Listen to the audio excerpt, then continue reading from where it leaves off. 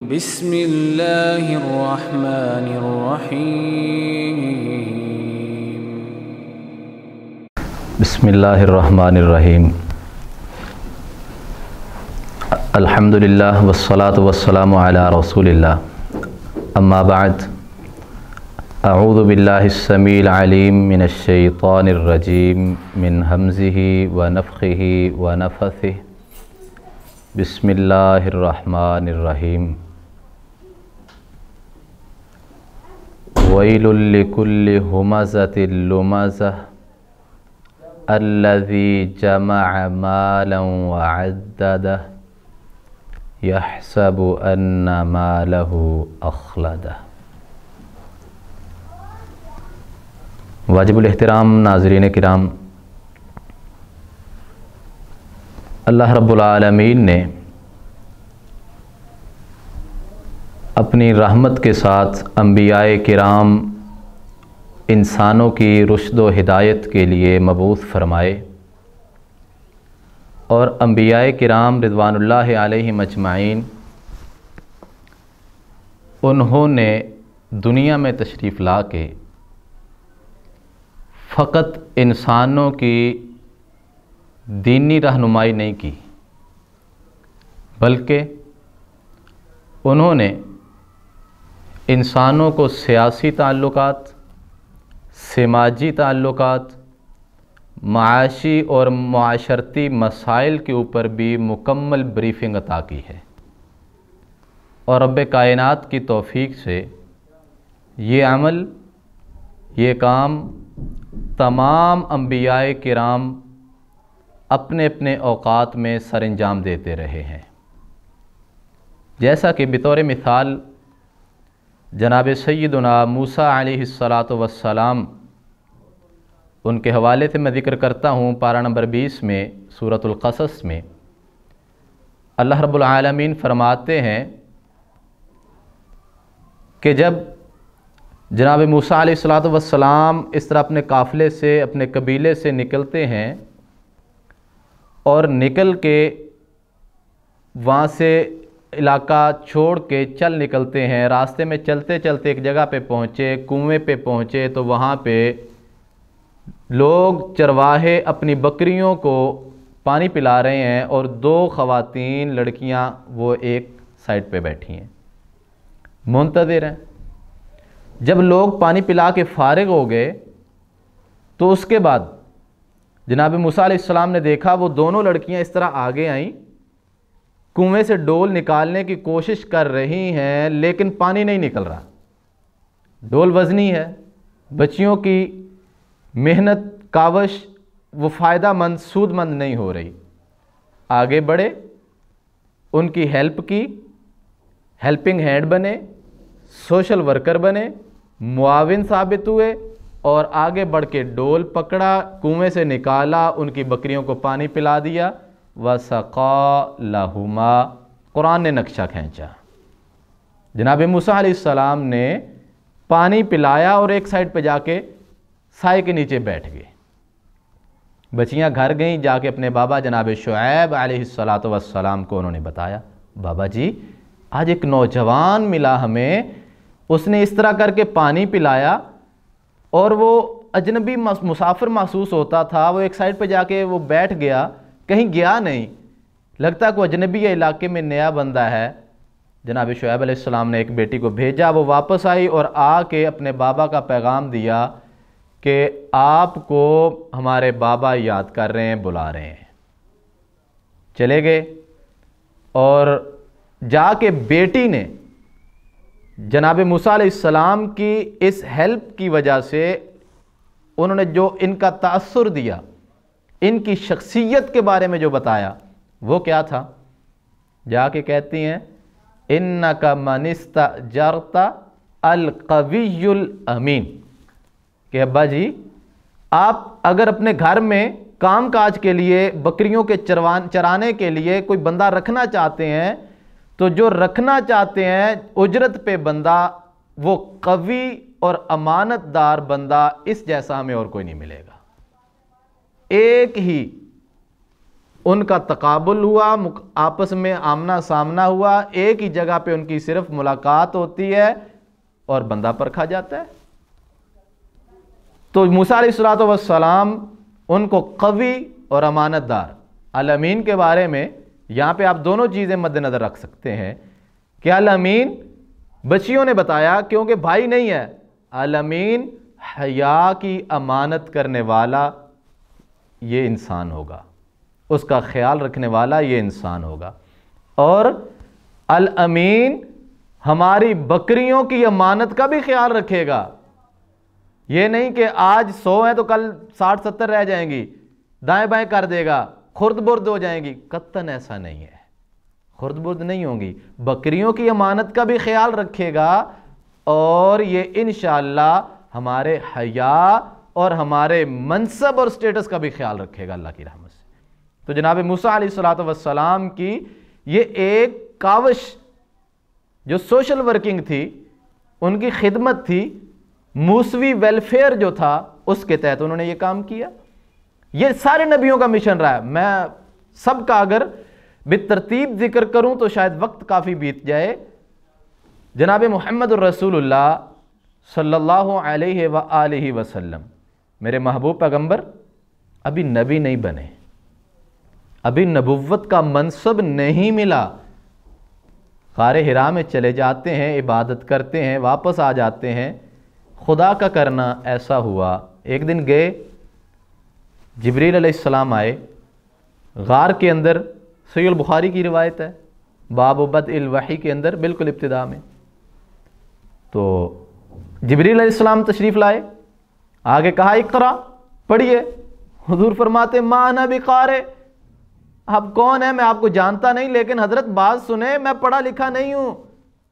میں کوئی پڑھا ہوا انسان نہیں ہوں۔ انہوں نے پکڑا، بھینچ لیا،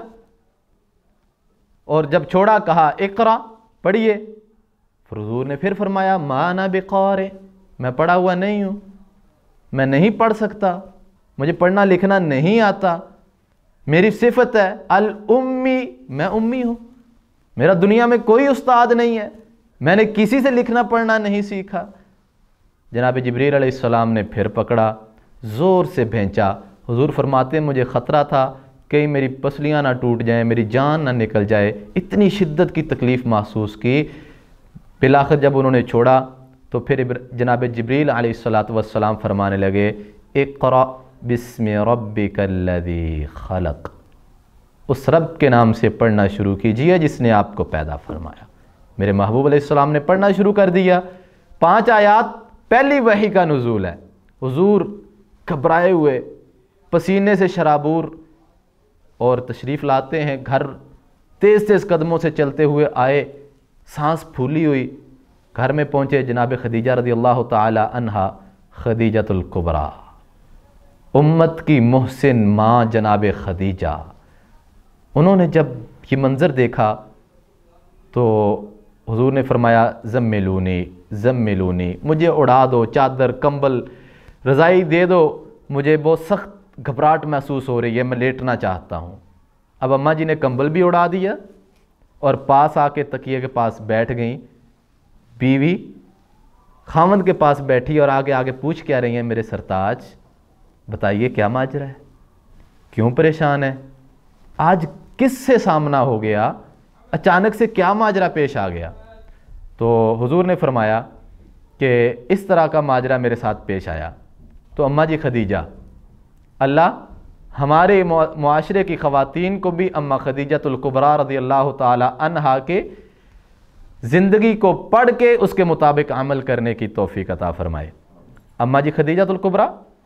فرماتی ہیں، بخاری کے الفاظ، کاللہ واللہ لا یضیعک اللہ ابدا، اللہ کی قسم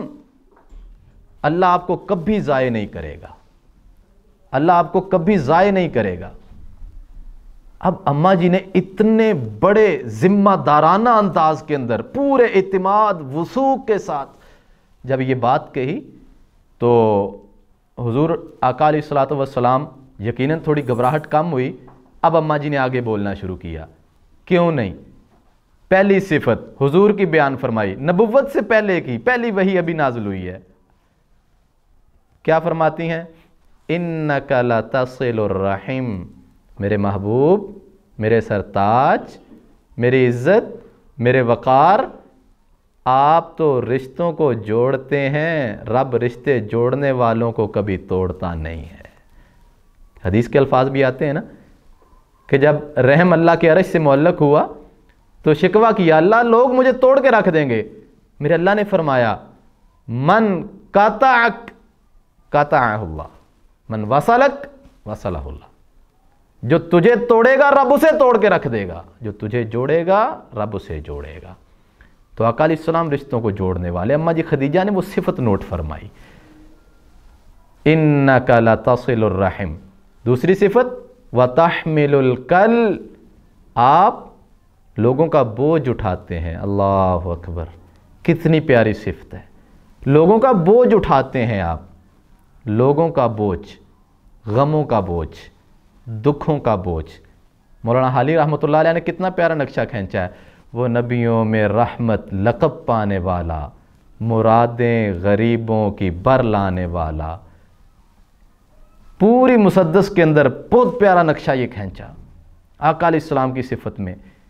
کہ آپ لوگوں کا بوجھ اٹھاتے ہیں، لوگوں کے تھیلے بیگ شاپر اٹھاتے ہیں۔ اور وہ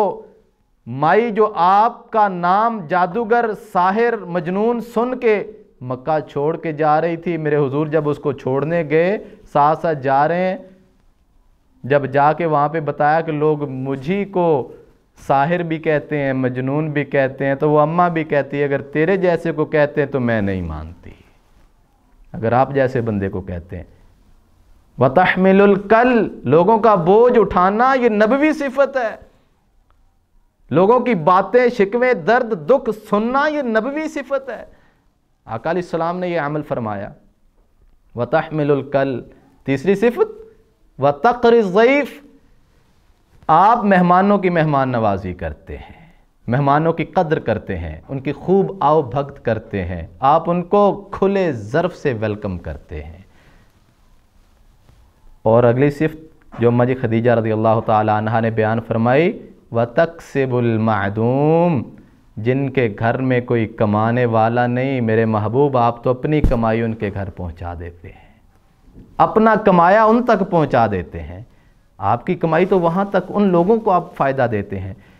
جن کا کوئی کمانے والا نہیں، بے سہاروں کے آپ آسرا بن جاتے ہیں، ان کے دکھ درد کے آپ ساتھی بن جاتے ہیں، تکلیفوں میں ان کے ہم نوا بن جاتے ہیں۔ اور آخری بات جو انتہائی پیاری اماں جی خدیجہ نے فرمائی، وَتُعِينُ عَلَى نَوَائِبِ الْحَقِّ، اور آپ آفات آسمانیہ پہ، نوائب حق پہ لوگوں کی بھرپور معاونت کرتے ہیں، زلزلے میں، فلڈ میں، جیسا کہ وائرسز کا ٹائم، وباؤں کے ادوار،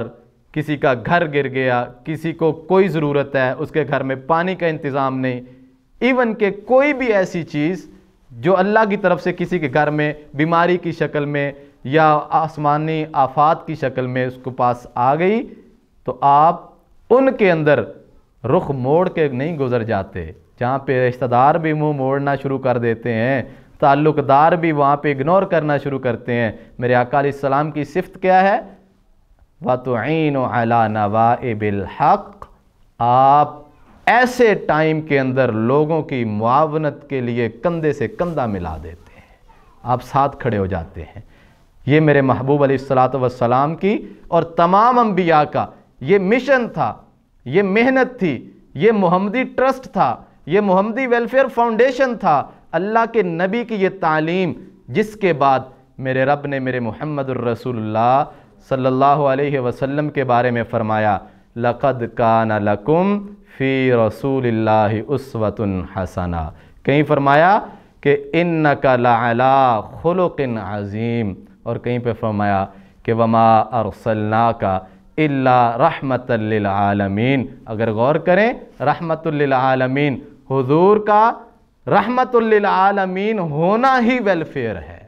یہ خدمات ہیں، حضور پرندوں کے لیے رحمت، حضور جانوروں کے لیے رحمت، حضور عورتوں کے لیے رحمت، حضور بچوں کے لیے رحمت، حضور انسانوں کے لیے رحمت، حضور تمام جہانوں کے لیے رحمت۔ وآخر دعوانا ان الحمد للہ رب العالمین۔